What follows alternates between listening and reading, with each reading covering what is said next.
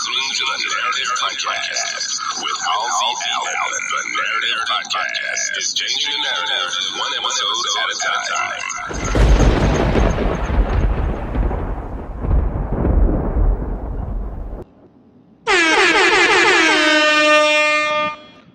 Welcome to the Narrative Podcast. I am your host, Halsey Allen. This is a live edition of the Narrative Podcast. Welcome all of my narrators. Welcome anybody that's new to the podcast. Welcome. How you doing this Thursday? Take a bow. Got over the hump. Happy belated hump day, Wednesday. So before we dive right on in, allow me to take a brief second to tell all the new listeners what this podcast is about, what the Narrative Experience is all about. Narrative Podcast is the home of Black positivity and reciprocity.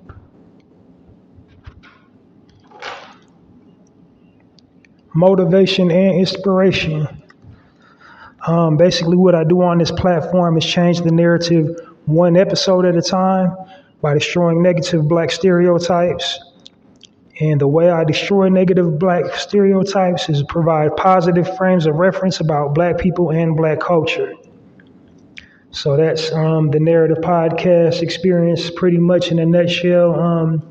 The reason why I started thought I need to create this platform is because the media spins a false narrative about Black people and Black culture. They bombard us with negative Black stereotypes. It's all in pop culture references, the movies, music. They just kind of promote it and push it on us and perpetuate negative Black stereotypes. So I want to be a platform where I'm providing positive frames of reference and, offering hope, basically. Because with these images and these audio clips will have us looking and feeling like we can't make it. We just have to accept that. That's, these images are us. So it's a whole are they laughing with us or at us? And usually it's at us, not with us. They poke fun of the nuances within our culture, whereas we are accepting of everyone else's nuances within their culture non-judgmentally. But we're not shown that same courtesy. So we have people prejudging us, making bigoted assumptions, and pretty much being racist towards Black people based on the frames of reference floating around that the media generates.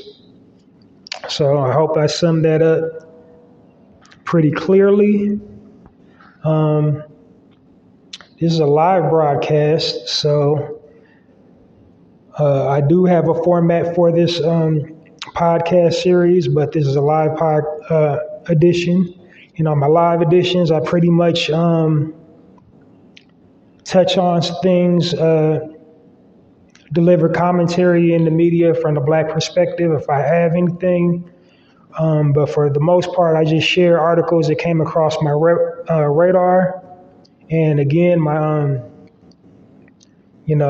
motivation or thought process behind doing that is hopefully I will inspire others to, share positive content online, because my tagline is I change the narrative one episode at a time. So I'm hoping I'll inspire people to change the narrative one post at a time. We can't control the narrative on our digital platforms, meaning we can control what type of content we post.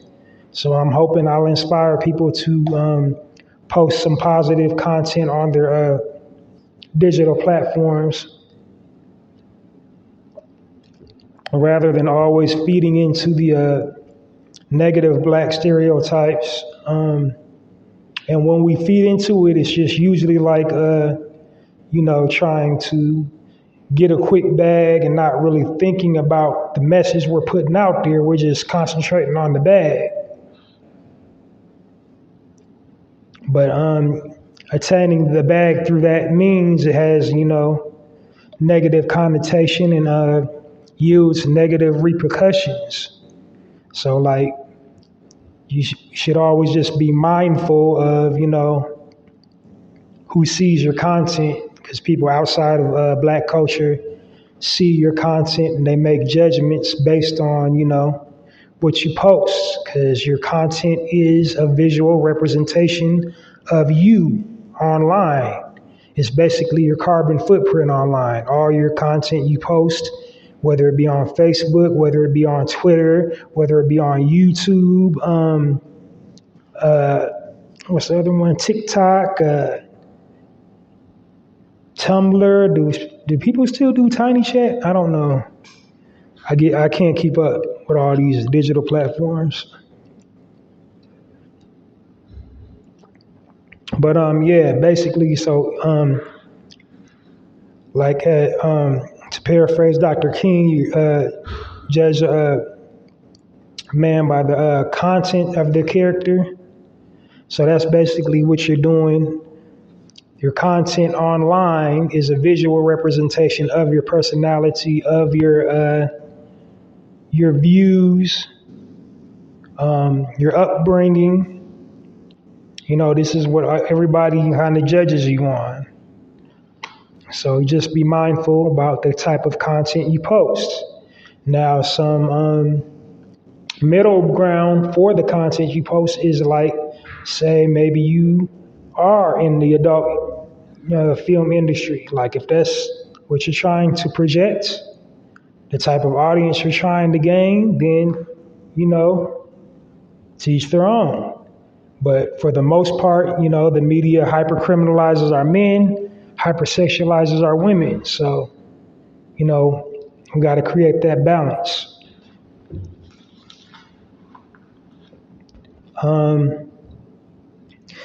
So like I said, this is a live edition. I want to share some very nice articles that I came across my feed. And before I jump into that, I just want to make some noise right quick.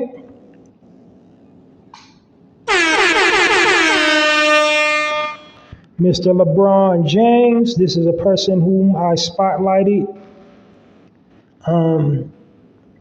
in a segment of one of my episodes of the Narrative Podcast. He just recently became the first Black billionaire out of the NBA. Not that I'm counting pockets or anything, but that's definitely astounding feat. Now, I know there's a whole lot to factor in, because when they compile these lists, it's not like, do they actually have $1 billion, or is their net worth $1 billion? I don't know, but it's impressive whichever way it is. It's impressive whichever way it is. It's much needed whichever way it is, and he's already throughout his career has been showcasing that he'll reach back in and help any type of way he can, and use his voice any type of way he can for the cause. So that's very impressive, and congratulations to LeBron James. Now,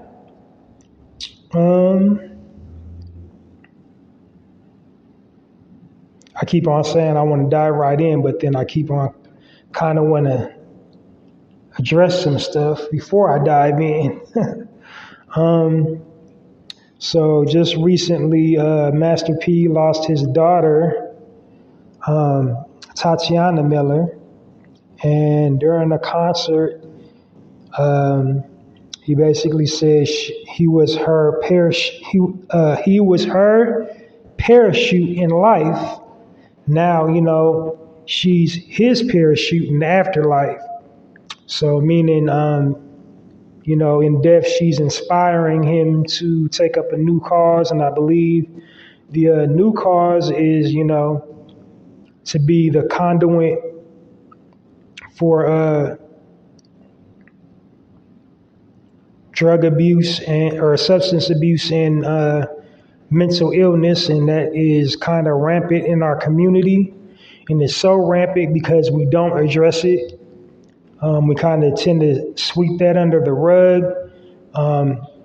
It's kind of ironic that happened. It's sad that happened, but ironic at the same time. And what I mean is he actually had an artist on his roster who had a song called, There's a Dope Fiend in My Family. And the lyrics were so compelling because, like, if you ever listen to it, I got to punch it up because it's been years since I heard it. So who's this by?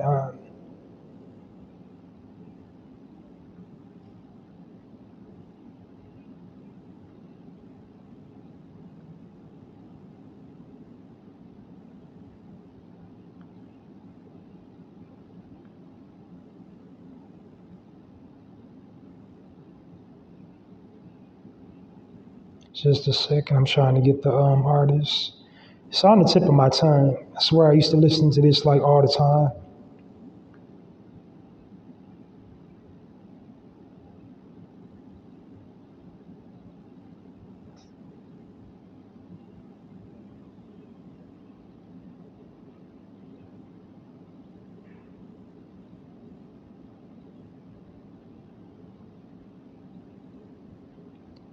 I think the artist's name is Fiend. I'm not sure right now because it's been so long again since I listened to it. I think the last time I heard that song was like in the early 2000s. Like, I think 2000 was like at a function, a family function, matter of fact, is the last time I heard that song.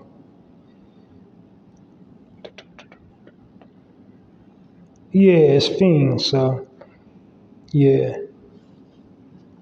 And it's so relatable because everybody does have a substance abuser in their family, at least like a plethora of them.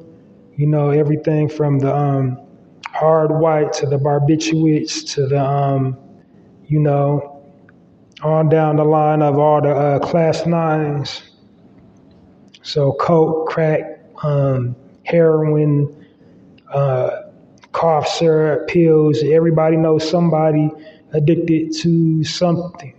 So, you definitely still have to show your family and loved ones some love and support when they're going through that, because in our culture, we kind of tend to shun them. Like when they come over, we get to locking up all the valuables and, trying to really prevent them from even coming in the house. But, I just brought that up because it was really touching that touched him to, go on a new path in life and be the spokesperson for mental health and substance abuse, because that's something, that's very rampant in the Black community. And, the substance abuse kind of comes from the systemic thing because a lot of people can't process it and deal with it, and then turn to, artificial means to self-medicate from the mental strain put on our psyches in this, northern wilderness, all the things that they do to us. And so some people do turn to drugs or turn to something else. Like everybody got a vice, whether some people like overeat, some people are addicted to gambling, some people are addicted to sex, some people are addicted to lying. Like it's, everybody got a vice.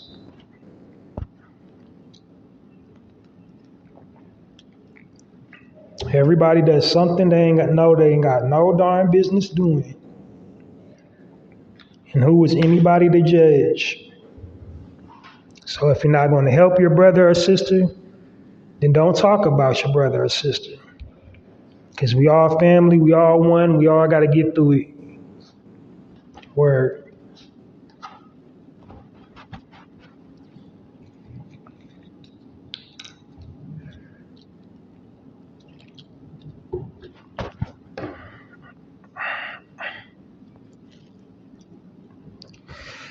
Okay, so I'm gonna jump right on up into these articles, and then after it's really a super light bite today because I usually have like about 5 or 6, but I think I got just about 4 today. And then after the articles, I'm just going to go over my normal format for new listeners to tell them, how my format is comprised on my regular broadcast day, which is a weekend, Saturdays to be specific. And we're going to dive right on in. First article that came across my radar this week is the story of a man named Moses West. And why is that so important? Because Moses, besides having a biblical name, was an inventor and founder of the atmosphere water generator. And why is that so important? Well, for my narrators, when I first started this podcast several episodes ago, this is, I believe I'm on 96 today. This episode will count as 96, but way, way back when I had first started doing it, like right before I got to the double digits, I was talking about climate a lot. I had kind of phased climate out. I was doing eco updates, but essentially, you can go do your own due diligence and go to any ecological conservationist site, and you will see that the earth is running out of water. But his answer is that he created a device where it takes the H2O molecule,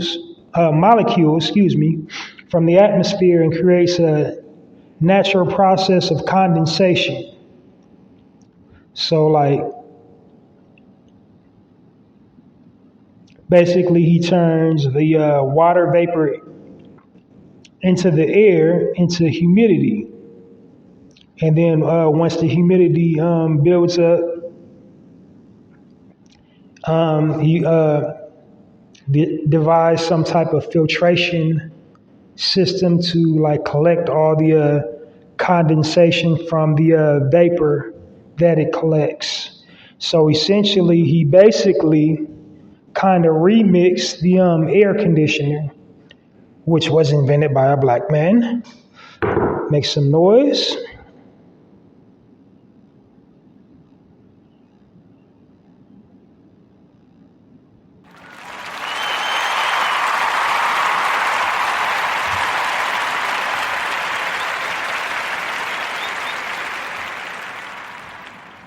I tell you, man, we just be doing stuff out here in these streets. We be just really fostering this thing called humanity to the next level, but yet never get the proper praise and credit for it.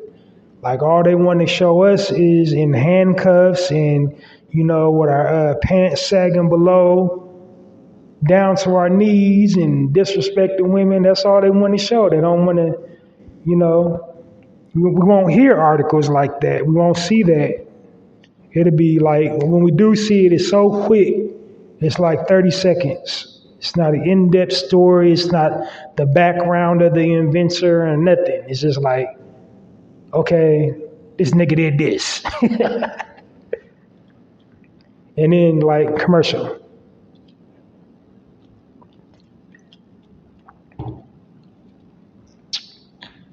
But anyway, that was a very interesting story. He invented it in 2015. And since then, he's used his invention to help the victims of Hurricane Maria in Puerto Rico, and he also used it during the Flint, Michigan water crisis, which still kind of still semi going on today. Like that happened all the way back then, and they still like our government ain't poop for that, man. I be trying to really watch the adult language on here because I feel cursing takes away from my overall message of positivity. But you know, every once in a while I let off the potty mouth, but for the most part I try to watch my mouth. Our government ain't poop for that.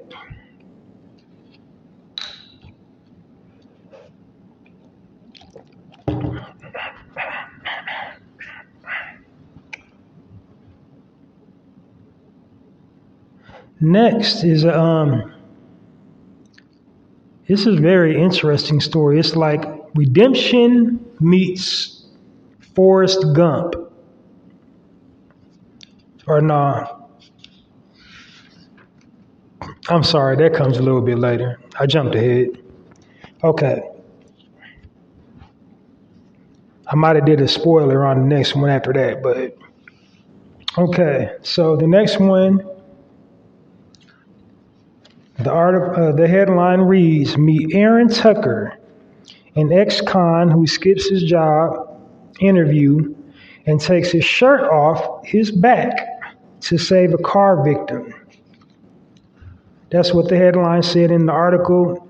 Because sometimes when they come through my feed, like the headline is the article. And that particular headline was the article. So I had to like go do my Googles, find out who Mr. Tucker was and what the situation was. And so I'm going to just summarize the situation because it was a good, like, I say about 7 or 8 paragraph article, 7 or 8 paragraphs, but I'm going to try to just basically summarize it. He had just gotten released from prison. He got his he hadn't even had his live outs yet. He was still in the halfway house.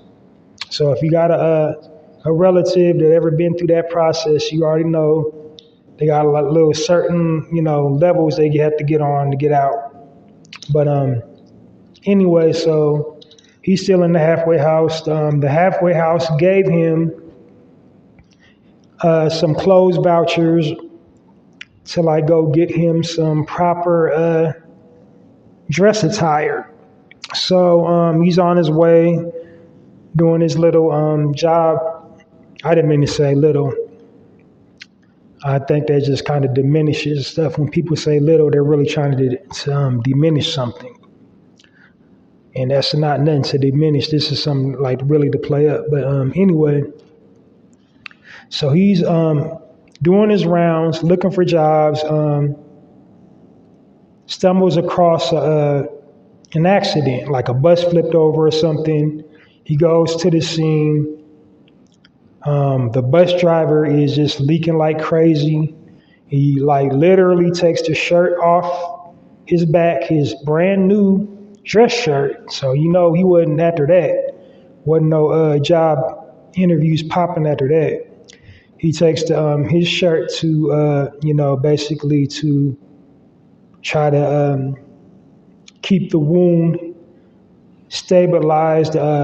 Bus driver was bleeding from the head, so until the ambulance gets there, he used his interview shirt to basically stop the bleeding until they can get him to the hospital. So that was amazing.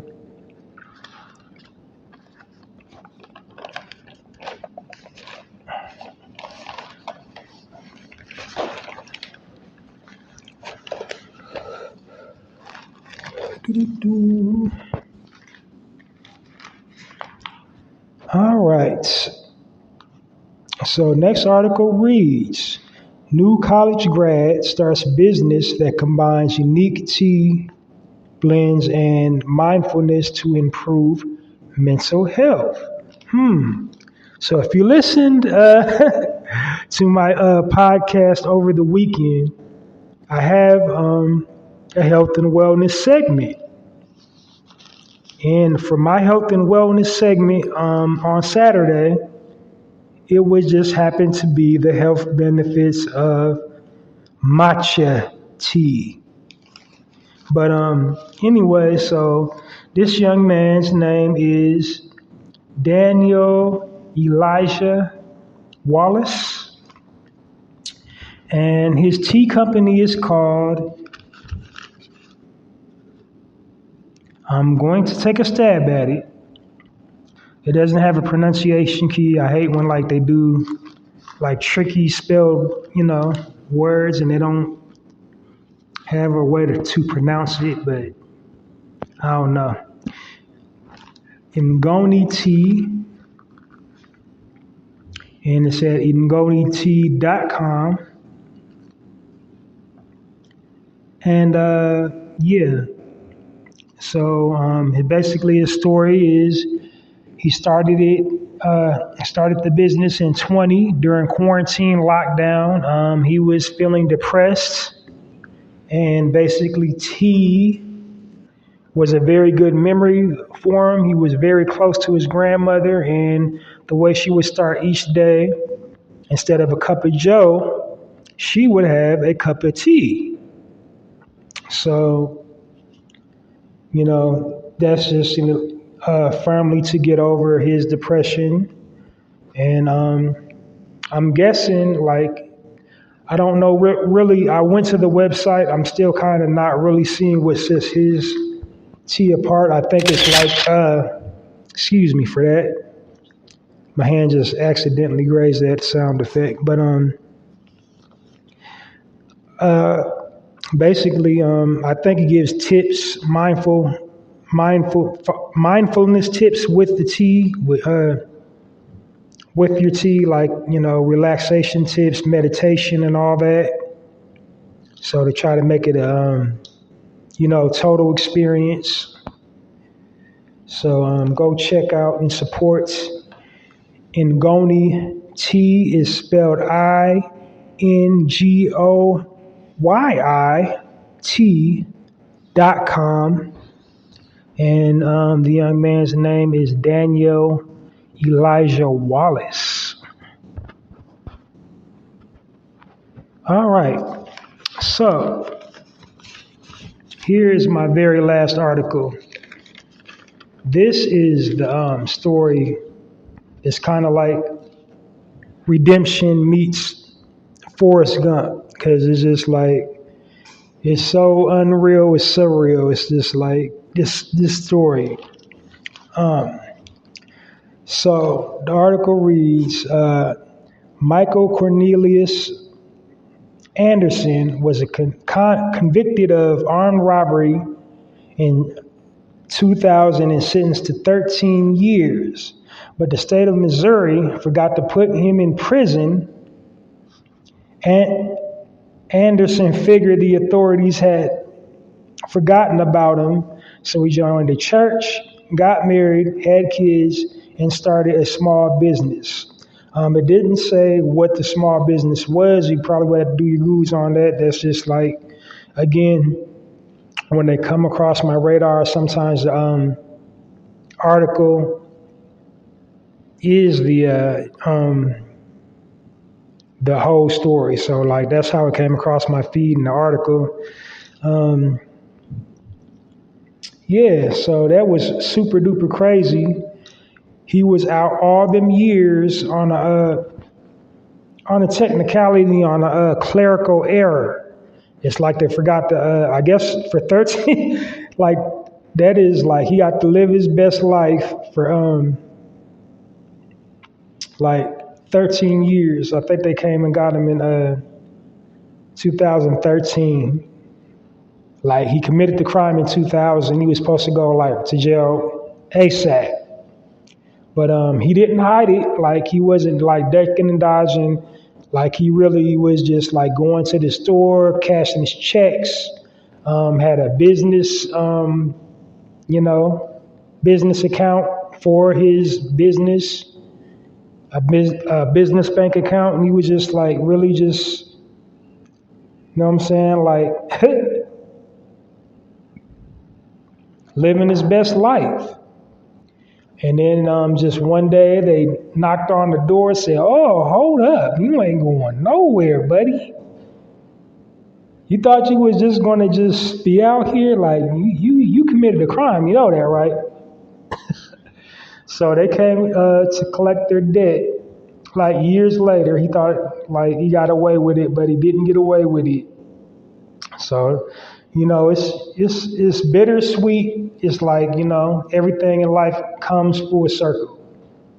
So like that's something I've also said on my podcast. Like, for a speaking point, when you think you got away with something, somebody somewhere is watching you. You might have got away in that moment, but you didn't get away. Somebody saw you. Like you're always being watched at all times. So just because nobody called you out on it in that moment, don't mean you got away with it.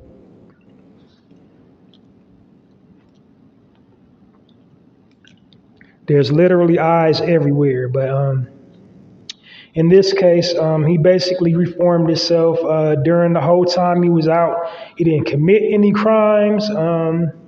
He went and found a religion and was living as, a pillar of the community, productive member of society.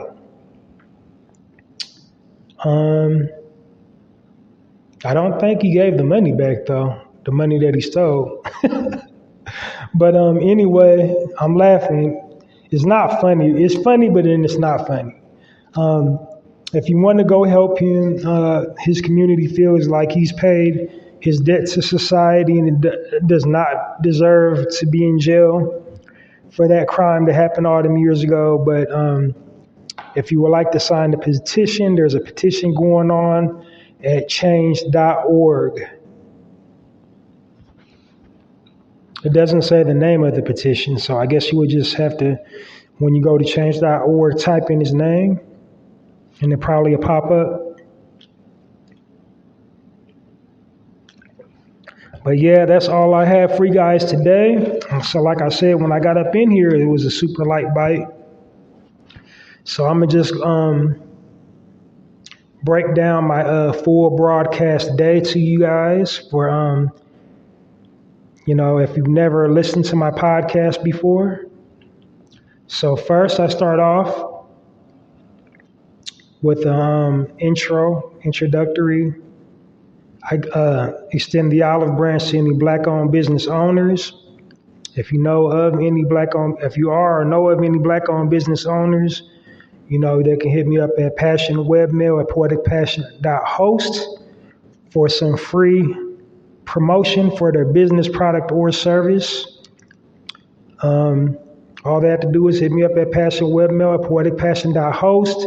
In the subject bar, type promo. In the body of the email, give me a little bit of background about yourself, your business, your product, or service, so I can give it a proper pitch on my platform, on this podcast. So, if you'll be listening to me, I try to give a deep dive into, how they started the business, what inspired them to start the business, their educational background, hobbies, interests, etc.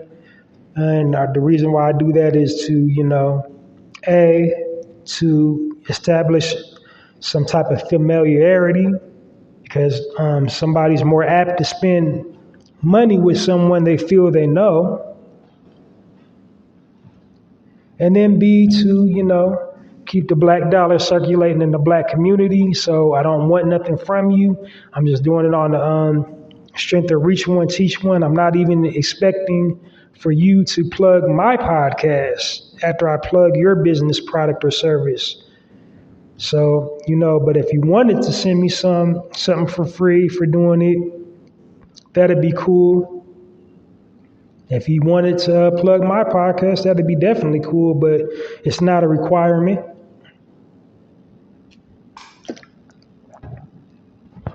Then after that, I'm hosting a contest called the Chew On This contest at the same email address at passionwebmail@poeticpassion.host. In the body of the email to enter that contest, just type Chew On This in the subject bar / Shopping While Black. Now, the reason why I'm doing this contest is basically for listener participation. I don't have a hotline set up yet to speak directly to my listeners. So until I get all that situation situated, just basically a way to tap in with me and let me know you're digging the content, you're listening by participating in the subject. And the reason why I selected that particular subject is because shopping while black is definitely a worldwide phenomenon. This has happened to every black person in the entire world at some point in their life, and we need to keep the conversation going and keep the spotlight on that, because it definitely needs to stop. Some people be like, well, that's what you get for going to spend your money with those that don't like you. They don't want you in your establishment. And my thing I say to them, you cannot, physically tell everybody is racist. Like, there are some people you can look at physically, some people you can, and just be like, immediately know they don't like black people just, by their posture, their expression on their face, and, just how they carry themselves. You can just tell immediately that they don't like black people. But a whole lot of them you cannot tell on first glance. Like, you don't know until you get into that establishment that they don't like black people. Like, you just, and as far as patronizing somebody non-black, it's we don't have universally black communities. It's not universally across the board yet in the United States or abroad.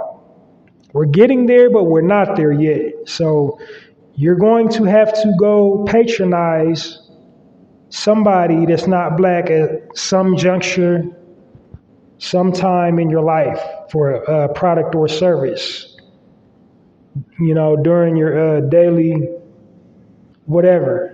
So you're not even safe from the racism, ordering stuff offline. It's just, it's unfortunate, truth of life is just, you're going to experience shopping while black at some point until you, purchase from black owned.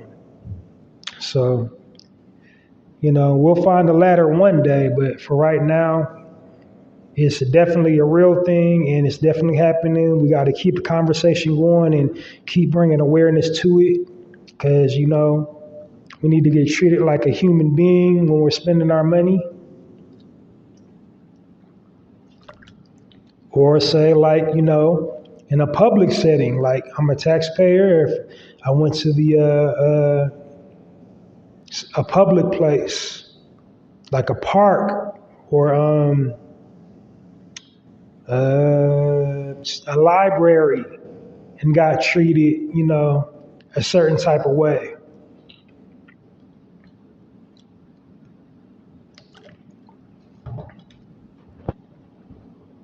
But anyway, so the premise of the Chew On This contest is I'm basically going to give you a bulk supply of your favorite snack just for participating in the subject, which is sharing your shopping while black experience.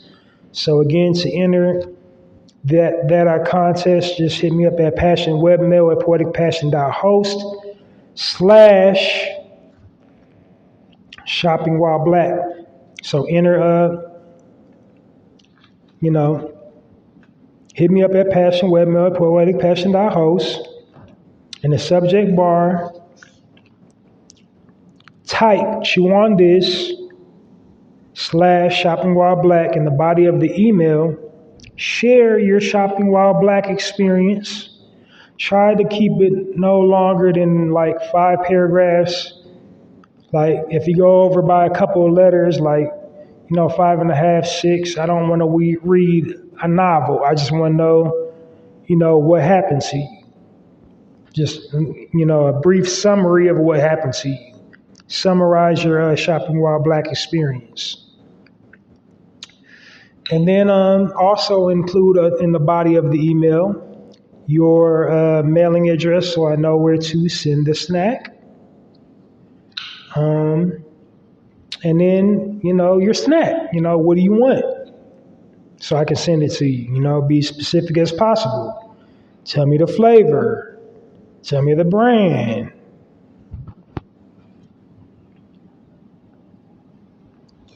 So ideally, my ideology behind that is I'll try to find a Black-owned vendor to supply your snack.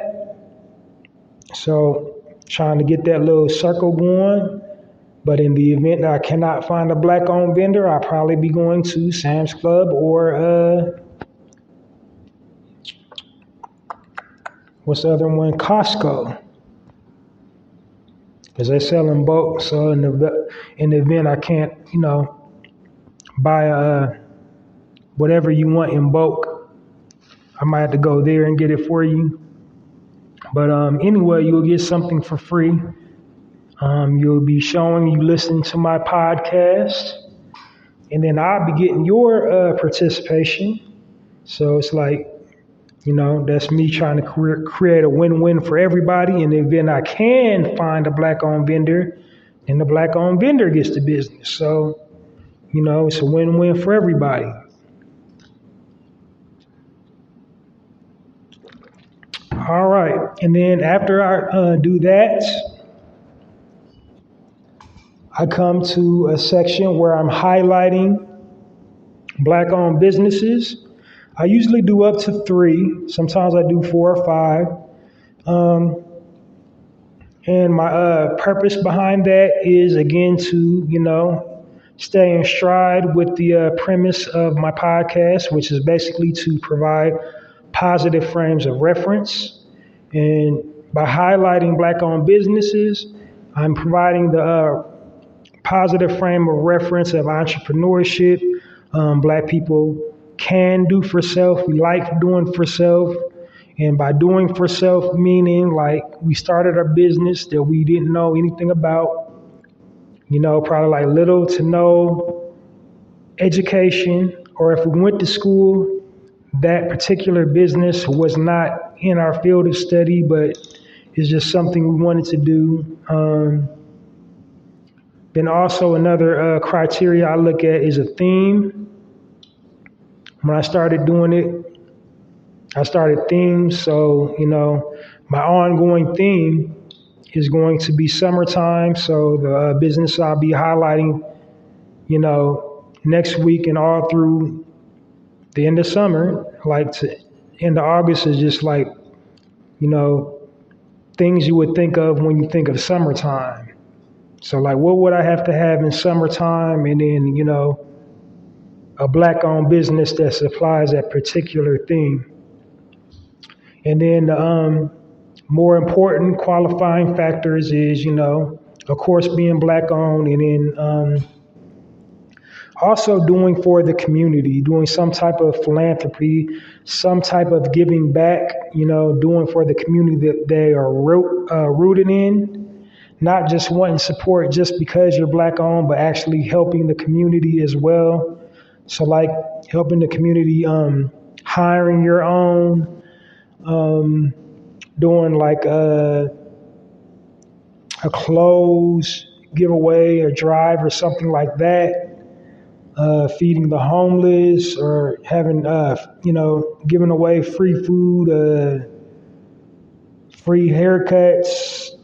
Just do something for the community, something to impact and empower the community. Or, or if you don't have your own nonprofit organization,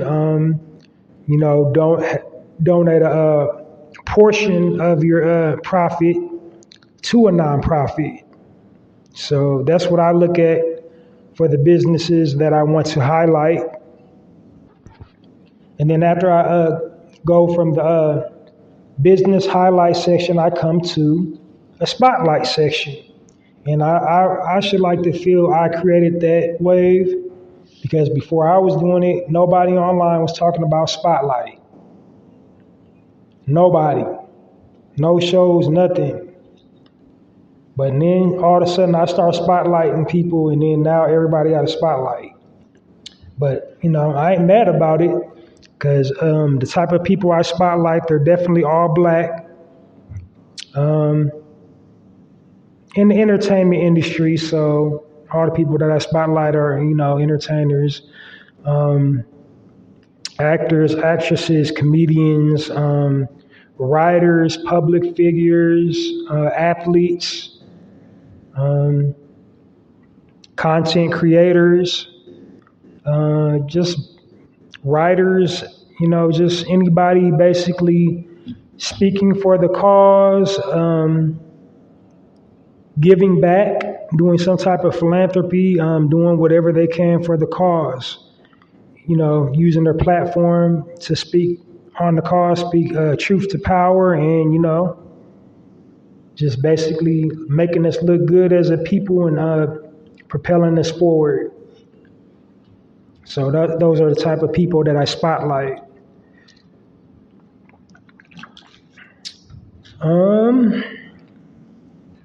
After the spotlight section, I go into a health and wellness section.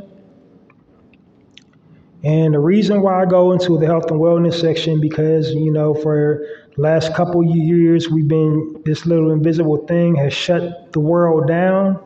So I like to, do my part to share, health and wellness tips to basically, keep that immune system fortified.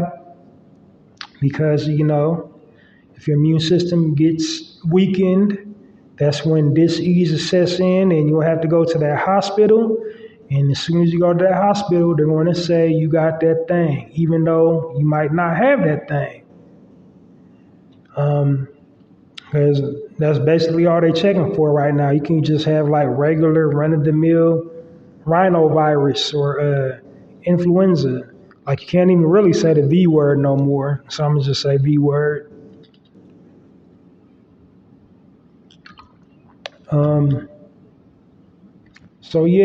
It's like health and wellness. It's a total package deal. It's not just, eating right and exercising.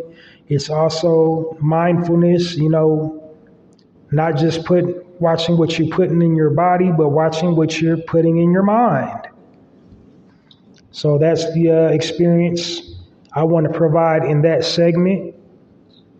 Just give tips to, promote the healthy, active, fit lifestyle. And just a disclaimer, I'm not a herbalist, I'm not a doctor, I'm just a regular person, but I've incorporated these changes. Anything I speak on in that segment, I have incorporated into my own life to some capacity, and I have not been physically ill since then. So I've been pursuant of the healthy, active, fit lifestyle, meaning I've abstained from eating meats. I exercise regularly. I meditate. I intermittently fast. I dry fast. Do the liquid diet from time to time. But all these changes that I've incorporated in my life, I can definitely say has yielded me the ability to not be, physically ill. I used to have chronic upper respiratory problems. When I was young, I had a mild case of epilepsy, could not participate in sports. I was kind of a sickly kid, man.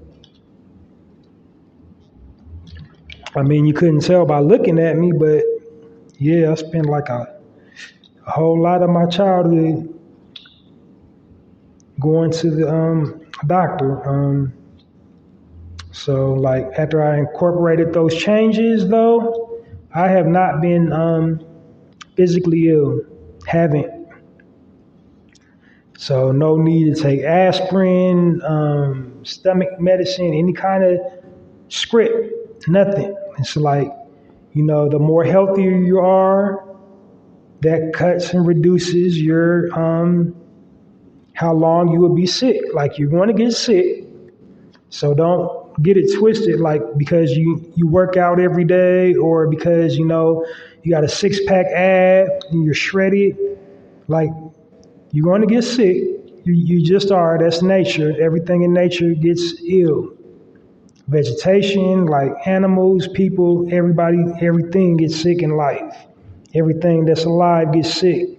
But it's like how you take care of yourself that will determine how long you stay sick and to like what degree of illness you will undergo.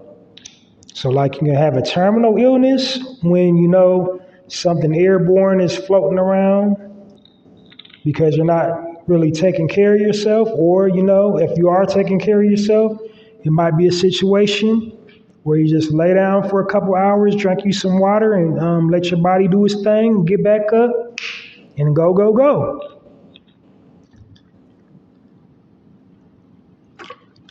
So, that's what I do in the health and wellness segment.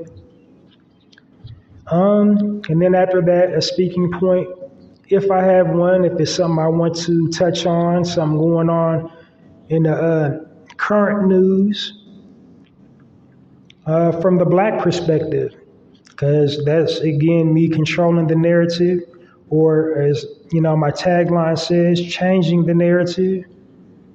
So, because the media have us looking and sounding crazy. So, like when a current event involving Black people, hits the general media, I might chime in with some commentary and break it down from the Black perspective, and always putting it, the focal point on the types of frames of references that we're exposed to, that we have pushed on us all the time, that type of thing. But what I don't do is I don't do gossip, I don't do slander, I don't throw our own people under the bus. But like, I do call foul. So if, a Black woman or a Black woman is doing something foul or saying something foul that impacts all of us, I will deliver commentary in that respect. So if you're moving foul and you got us all looking foul because of your actions, then I probably will say something. But other than that, it's all positivity over here, all love, all positive frames of reference. Ain't about being perfect. It's just, trying to be positive, because we get enough negativity, we get enough ratchetness, we get enough gossip, we get enough slander. So I'm just trying to give you an alternative. This is feel-good media.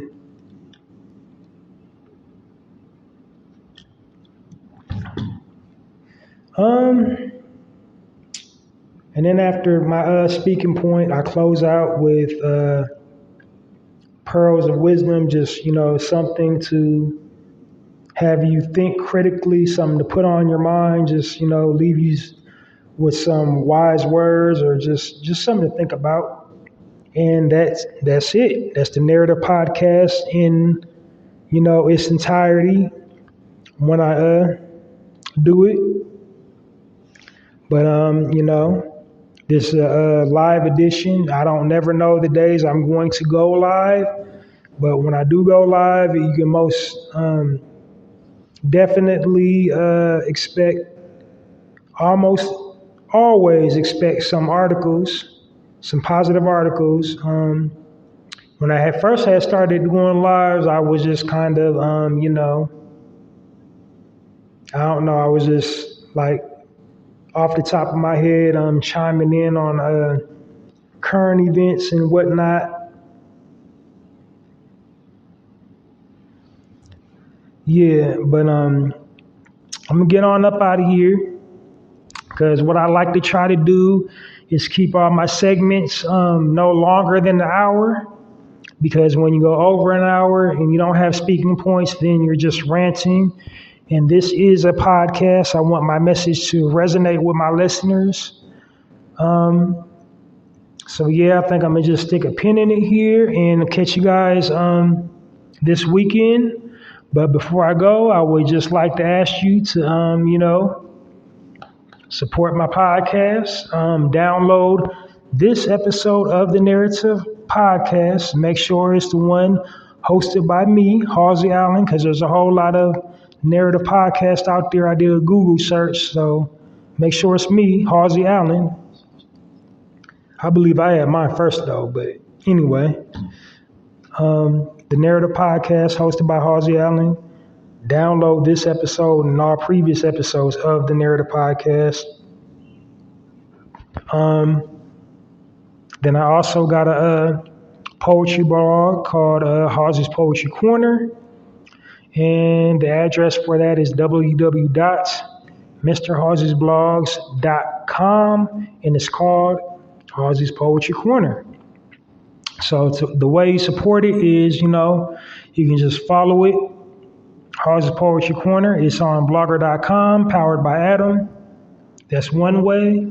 Another way is, the most effective way is just to, share all my poems on your favorite platform. So, anytime you see one of my poems come up in your feed, share it on your Twitter, share it on your Instagram, your Facebook,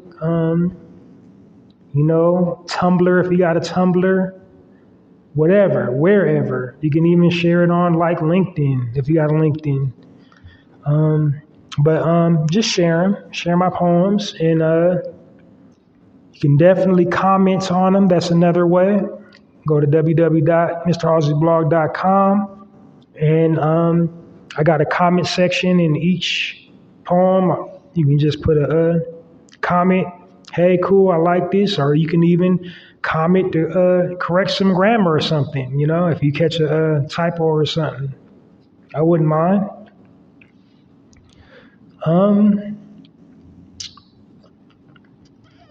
Yeah, and my tagline for my poetry blog is Poetry with a Passion, Poetry for All Occasions. And then once again, it's Halsey's Poetry Corner. So stay tuned. I got a whole lot of stuff coming. I know I keep on saying it, but it's coming. Like, I'm putting a pin on a lot of stuff. I should have one of my projects ready this month that I've been working on to present to you guys. And yeah, so I'll keep you updated when I get to link in the bio status. But other than that, this session is officially wrapped. Check me out this weekend. This has been another edition of the Narrative Podcast. I'm your host, Halsey Allen, signing off. Have a great rest of your day, evening, or whatever, wherever you're at in the world. Peace.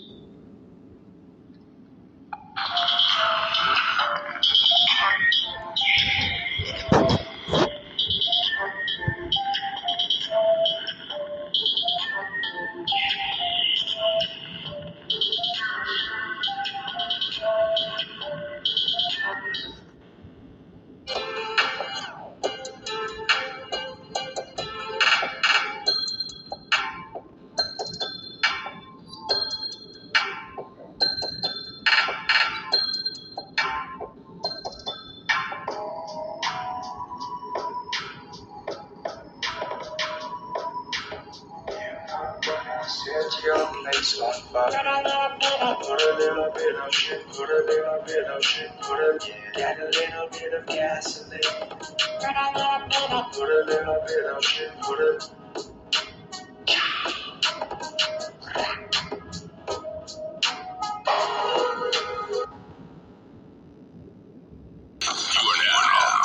To the Narrative Podcast with Halsey Allen. The Narrative Podcast is changing the narrative one episode